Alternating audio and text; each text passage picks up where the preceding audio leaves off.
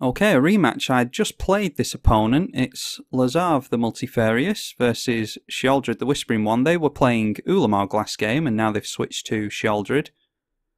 So hopefully we won't have to sacrifice to Sheoldred too much. We have Buried Alive in hand, so I'm going to keep that.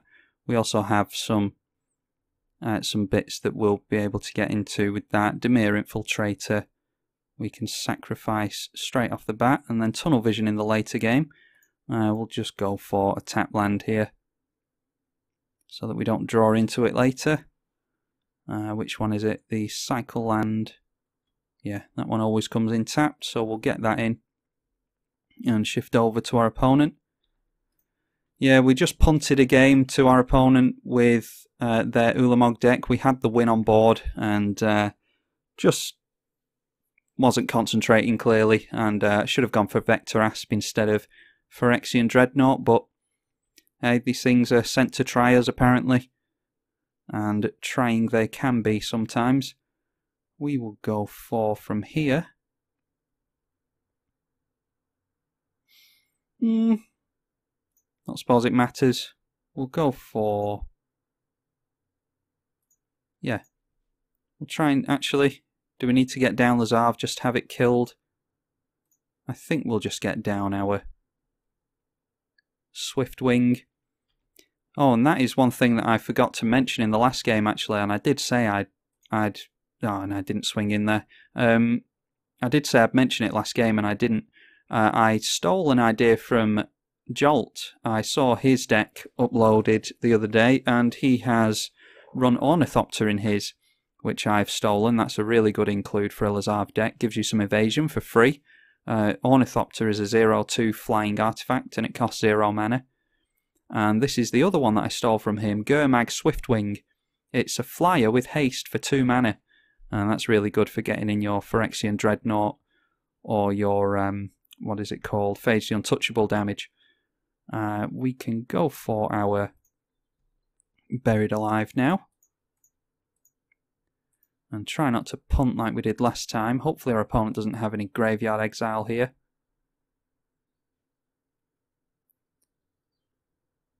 What we could go for is... I might want to go for a combo win actually, just in case they're holding on to some Graveyard hate, because they do know that we're running Lazav. You know, before they came into this match. We'll actually go for something different here. We'll go for Grimgrin, Bloodline Keeper, and Necrotic Ooze. This is going to be a pretty slow win. It'll take a turn or two to set it up. Come on, Magic. But that is infinite +1/+1 counters on Lazav. If we can manage to pull that off, that would be a pretty cool win, and a different win than the usual Phyrexian Dreadnought and Infect. So we're going to try and go for that. We also have a means of getting some unblockable into the graveyard as well. But first off, I think we'd like to get down Lazav. Yeah. So what we'll do is next turn we'll get into Lazav. We'll probably play Wall of Souls just to have it out there. And then the turn after that, we copy Lazav and make him a Necrotic Ooze.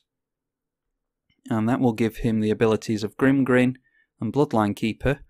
And we'll tap the Bloodline Keeper ability to get a Vampire, then sacrifice it to untap with Grimgrin. That'll put a +1/+1 counter on it. And then we tap down with Bloodline Keeper again, and we just do that infinitely.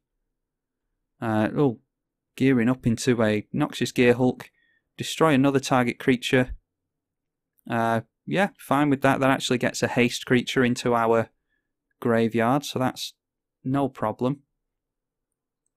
Had we have known that was going to happen, we could have gone for Phyrexian Dreadnought and Vector Asp, because then we could copy Lazav into a Swiftwing, give it haste. Actually, we wouldn't have had enough mana to do that, but anyway, that's what it's in there for, to give us haste and flying at the same time.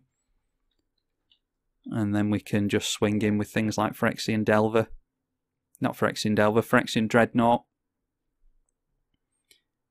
So not the end of the world having that in our in our graveyard. Consecrated Sphinx won't do anything for us yet.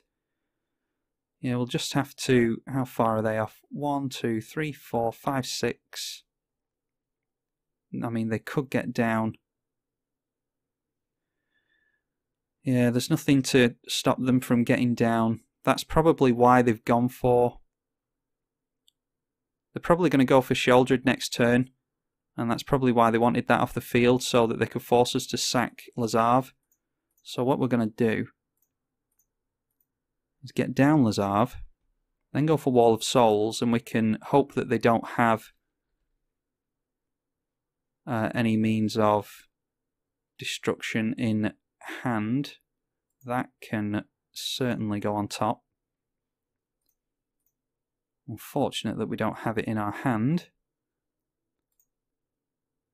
But this way, if they force us to sacrifice with Sheoldred, I assume that's what they're going for next turn.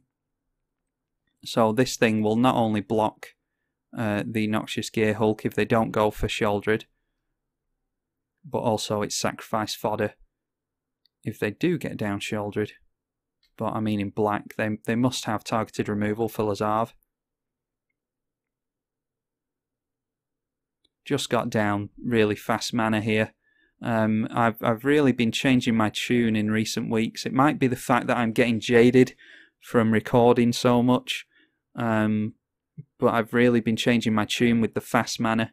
I was glad to see it unbanned. I still don't mind the tutors like the instant speed tutors like Vampiric and Mystical, but the Soul Ring and the Mana Crypt, etc., and maybe even Ancient Tomb. Actually, I don't think I mind Ancient Tomb as much, but it's really... It can be grinding, I think, because you can just be so many turns behind. I mean, they've got 6 mana, maybe 7 this turn, compared to our 4, and we've not missed a land drop yet. So, yeah, I don't know. I'm changing my tune a little bit on that. Just have to hope that they don't have any targeted removal, which I have to imagine they do. No, they have Bitter Blossom, which will block a flyer next turn.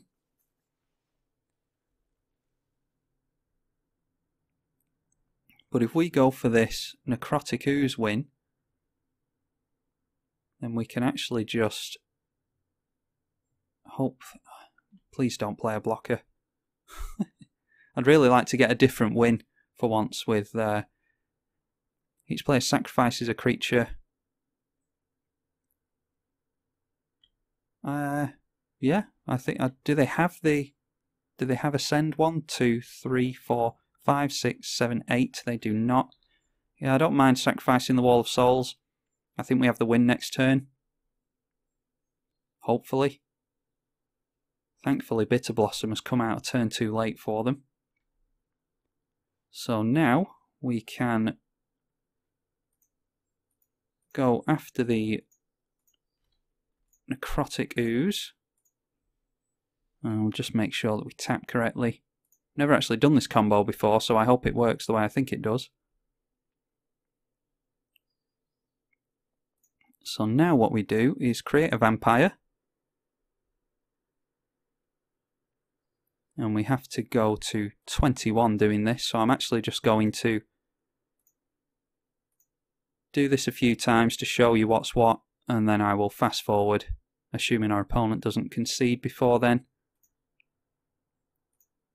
But we tap down for a vampire, untap, sacrificing with Gitrog's ability, and as you can see, every time we do this we go up a +1/+1 counter.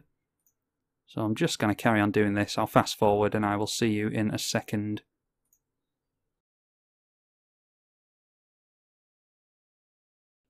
And that is 21 damage, so props to our opponent for letting us play that out. I think that says a lot about someone's character, that they will just sit there and let you do that.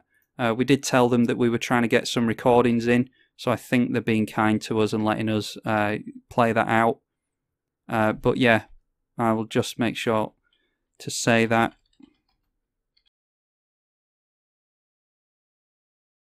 Yeah, props to our opponent there. They obviously knew that we had the infinite there, but they let us play that out just to show you what the combo is.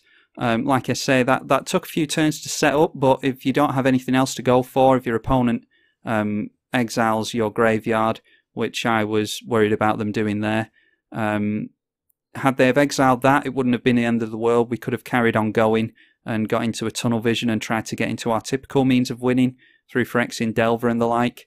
But I wanted to go for that, not only for a different type of win, but also as a means of kind of protecting us against a Bojuka Bog or something like that. Wouldn't be the end of the world if they exiled all that. So, props to our opponent. I thank you very much. Like I say, I think that says a lot about someone's character, that they don't just start bitching and crying about being beat. They beat us fair and square in the last video, and we managed to get a cool win on them this time. So, thank you very much for that. I assume you're going to...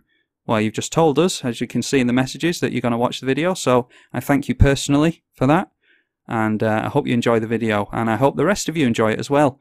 Lazav the Multifarious versus Sheoldred the Whispering One, and I will see you all in the next one. Thank you for watching.